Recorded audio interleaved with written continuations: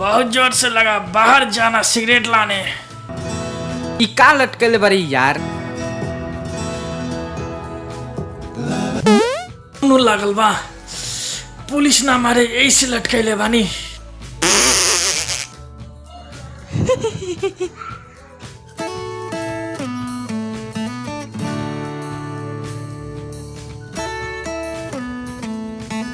बड़ी सुंदर लागत तारू हो।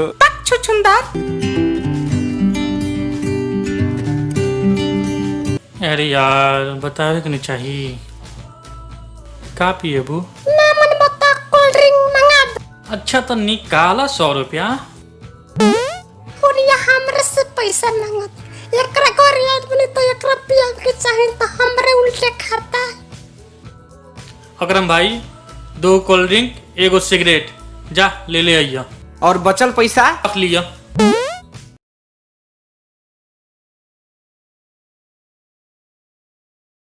बतावा कैसे तकलीफ दिलू हमरा के? कालू हमें एगो लड़का छेड़ देलस। ई ले। हाई ला कोल्ड ड्रिंक। तू अभी बाहर जेबू ना, तो तू बाहर जाके पी लिया, काहे कि कोरोना वाला हाथ से छुअल हुई तब दिक्कत हो जाए। मुझे सुला कोरोना नहीं थे।